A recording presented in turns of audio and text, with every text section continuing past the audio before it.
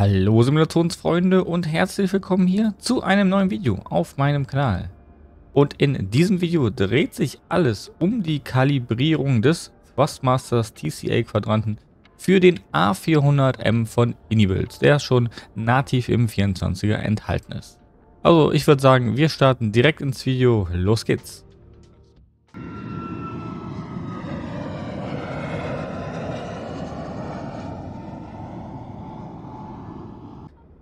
Hallo und herzlich willkommen zurück, meine Freunde. Hier im Cockpit des A400M. Und ihr wundert euch bestimmt, warum ich heute ein Video über den A400M und beziehungsweise die Konfigurierung des Thrustmaster TCA Quadranten mache. Ganz einfach, ich möchte nämlich in meinem nächsten Video ein kleines Tutorial für den A400M herausbringen, wie wir den programmieren im Endeffekt, wie wir ihn in die Luft bekommen, vom Cold and Dark Start bis hin zur Landung. Mache ich hier ein Video für euch und dazu müssen natürlich auch erstmal die Thrust Levers ordentlich funktionieren und daher fangen wir an und kümmern wir uns erstmal um die Thrust Levers. Fangen wir jetzt erstmal mit den Positionen an des Thrust Levers im A400M, denn die sind etwas anders als wie in unserem Airbus, den wir eigentlich kennen. Ich blende euch hier einmal meine Quadranten ein und dann gehen wir mal kurz die Einstellungen durch. Aktuell befinden wir uns in der Idle-Position. Im A400M nennt die sich auch Ground Idle, wie ihr sehen könnt. Das ist diese GI-Position hier. Die nächste Position, die wir kennen, ist natürlich die Fly-Idle-Position oder auch die Climb-Position aus dem normalen Airbus. Ja? Als nächstes hätten wir die MCT-MCL-Position. Im Airbus wäre das die Flex to Temp auch bekannt. Und dann haben wir natürlich noch die Toga-Position. Die sollte auch bekannt sein. Wenn wir jetzt einmal wieder zurückgehen, haben wir natürlich auch wie gewohnt die Reverse-Funktion. Diese Funktion ist hier im A400M allerdings von der Konfiguration her tatsächlich ein bisschen schwieriger. Bei mir hat es nativ nicht funktioniert. Deshalb musste ich in der Config-Datei noch etwas umstellen. Dazu komme ich aber dann später im Video noch darauf zu, wie wir das alles richtig konfigurieren können. Fangen wir erstmal mit der Ground-Idle-Position an. Gehen wir zurück und wie ihr gesehen habt, bewegt sich nur die linke Seite, also die linken beiden Triebwerke, würde ich jetzt nur ansteuern. Das ist natürlich dem geschuldet, dass wir hier 4 Turboprop-Triebwerke haben, die gesteuert werden möchten und wir in unseren Standard-Settings für, weiß nicht, Phoenix oder Fly-by-Wire, ja, nur 2 Triebwerke ansteuern. Ja. Das gehen wir jetzt einmal an und dafür gehen wir einmal in die Einstellungen. Dazu gehe ich einmal oben in die Leiste und mache mir einmal die Controls auf. Und dann klicke ich natürlich auf meinen Quadranten, dass ich den einmal ausgewählt habe. Ich habe jetzt hier aktuell mein Phoenix A320 Setting geladen, wie ihr es aus meinen anderen Videos auch kennt. Funktioniert, wie ihr gerade gesehen habt, natürlich nicht nativ. Deshalb, was wir jetzt tun, ist einmal hier auf das Zahnrad gehen und mal eine Duplizierung herstellen. Das Ganze nenne ich dann A400M Ini. Speichere mir das einmal ab und dann habe ich ein neues Profil für den A400M von Inibuild. Er lädt jetzt hier gerade noch durch und als nächstes gehen wir dann einmal hier unten auf die Filter und gehen einmal auf die zugewiesenen Filter. Wir klicken einmal auf die zugewiesenen Filter und dann schauen wir uns das Ganze mal an. Und dann finden wir nämlich hier schon Achse Gashebel 1 und Achse Gashebel 2. Ja, das Ganze müssen wir jetzt umkonfigurieren. Wir brauchen einmal auf der Achse Gashebel 1 Joystick L Achse X und Achse Gashebel 2 Joystick L Achse X auch. Ja, das ist wichtig. Wie machen wir das Ganze? Im Endeffekt gehen wir hier einmal auf die Einstellung drauf, auf der rechten Seite, suchen uns die Joystick L Achse X raus. Die ist hier oben. Wir machen hier den Checkmarker weg bei L-Achse Y, wählen X aus und dann bestätigen wir das, indem wir einfach einmal das Ganze hier auf zurückgehen und dann haben wir das auch schon umgebindet im Endeffekt. So, jetzt brauchen wir allerdings noch die anderen beiden Triebwerke und die finden wir auch ganz einfach, indem wir hier die Filter wieder rausnehmen, keine reinmachen. Dann gehen wir einmal oben in die Suche und geben ein Achse Gashebel. Und dann sehen wir auch schon Achse Gashebel 3 und 4. Das sind diese, die wir jetzt benötigen. Dafür klicken wir einmal auf Achse Gashebel 3, auch wieder einmal auf den Einstellungsbutton und suchen jetzt die Achse, Joystick L-Achse X aus, weil das ist die zweite Achse, die wir brauchen. Also, wir wählen die aus. Ich meine die Y-Achse natürlich. Ihr seht, X-Achse hatten wir belegt für 1 und 2. Ich hatte mich vertan, Entschuldigung. Achse Gashebel 1 und Achse Gashebel 2 ist X belegt.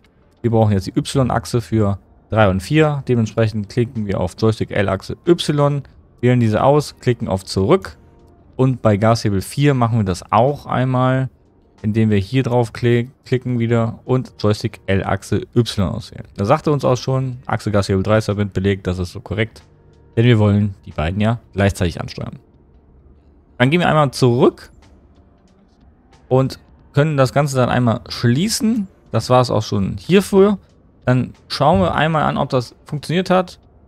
Und tada, wir bewegen alle hier Turboprop. Triebwerke. Das funktioniert schon mal. Damit das Ganze auch synchronisiert ist, gehen wir einmal hier ins EFB und müssen hier natürlich auch noch die eine oder andere Einstellung vornehmen.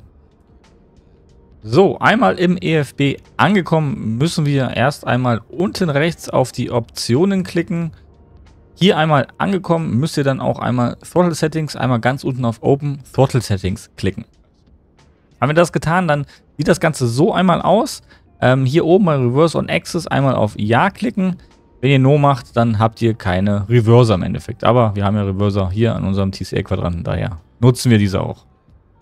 Als nächstes gehen wir einmal mit unseren Quadranten einmal in die Reverse Max Position. Klicken dann einmal auf Set Max Reverse, um das Ganze zu bestätigen, diese Position. Und dann gehen wir auch schon in die nächste Position. Eine Notch weiter hoch in die Ground Idle oder auch Idle Funktion bekannt. Klicken wir einmal auf Set Ground Idle. Das nächste machen wir natürlich auch mit der Climb Notch, beziehungsweise in der Set Fly Idle. Hier im A400M heißt das ja. Klicken wir auf Set Fly Idle drauf. Dann funktioniert das auch. Die nächste Position wäre dann die Flex MCT aus dem Airbus bekannt. Hier im A400 ist das die Set MCT MCL Position. Diese bestätigen wir auch einmal mit Set MCT MCL. Und die nächste Position wäre die Toga Position. Hier klicken wir auf Set Toga und schon haben wir auch diese Position abgespeichert. Das Ganze können wir jetzt auch einmal noch überprüfen. Wir können das hier Ganze closen. Dann schauen wir uns das Ganze nochmal hier an. Hat ja gerade auch schon funktioniert, aber nochmal zur Sicherheitshalber funktioniert alles. Perfekt. Auch unser Max Reverse funktioniert mit allen 4 Triebwerken. Wenn das jetzt bei euch nicht funktionieren sollte, dann bleibt jetzt dran, denn jetzt zeige ich euch das Ganze, wie es funktioniert, beziehungsweise wie ihr das einstellen müsst. Dazu müssen wir allerdings den SIM verlassen und in die Ordnerstruktur vom MSFS24 gehen. Ja? Das ist ganz wichtig, daher sehen wir uns jetzt gleich auf meinem Desktop wieder, meine Freunde. Ich würde sagen, bis gleich. So, willkommen zurück auf meinem Desktop und wie versprochen zeige ich euch jetzt, wie wir die Reverse-Problematik ändern können, dass ihr jetzt auch in den Reverser kommt. Dazu müsst ihr einmal in euer lokales Laufwerk gehen, C in dem Fall bei mir. Ich nutze hier übrigens die Steam-Version vom MSFS24. Ich werde euch auch jetzt noch ein Bild einblenden, in dem ihr seht, wo die verschiedenen 24er Ordner sind, in dem ihr das ändern müsst. Ich gehe das Ganze jetzt einmal für die ganzen Steam-Nutzer unter euch durch hier live in dem in diesem Video. Also als allererstes geht ihr ins Laufwerk C, dann müsst ihr einmal auf euren Benutzer klicken, dann euren Benutzernamen auswählen. Dann müsst ihr hier einmal unter App Data gehen und hier angekommen einmal auf Roaming klicken. Hier müsst ihr jetzt einmal den MSFS24er suchen. Hier ist der Microsoft Flight Simulator 2024. Hier klicken wir einmal drauf und dann müsst ihr hier den WASM-Ordner finden. Der ist bei mir ganz unten, bei W natürlich WASM. Hier angekommen müsst ihr einmal in den Ordner gehen, MSFS 2024 und hier wählen wir den Microsoft Aircraft A400M aus. Hier dann noch einmal auf Work klicken und hier können wir dann die Throttle Data finden. Die ist nämlich wichtig, die müssen wir nämlich jetzt editieren. Einmal Doppelklick drauf, dann öffnet sich das Ganze und dann schaut das so aus. Die Einstellung, die wir jetzt nur vornehmen müssen, ist einmal hier oben Throttle, Reverse on Axis. Bei euch steht wahrscheinlich jetzt dieser Wert hier, False, wenn die Reverse-Achse nicht funktioniert. Damit das jetzt funktioniert, ihr habt es gerade gesehen, einfach hier True eingeben und das Ganze speichern und schon funktioniert die ganze Geschichte. Und der A400M sollte auch in den Reverse gehen. Ja. Schreibt es mir gerne unten in die Kommentare, falls ihr weitere Probleme haben solltet mit der Kalibrierung des Throttle-Quadranten. Ansonsten sollte es auch das erstmal gewesen sein für dieses Video. Wenn euch das Video gefallen hat und vor allem geholfen hat, dann lasst doch bitte einen Daumen in nördlicher Richtung da. Und ich würde mich auch immer wieder über ein Abo freuen. 60% meiner Zuschauer sind immer noch keine Abonnenten. Das wäre cool, wenn wir das verbessern könnten. Ansonsten wünsche ich euch noch schöne Ostertage. Bis dahin, ciao, euer Patrick.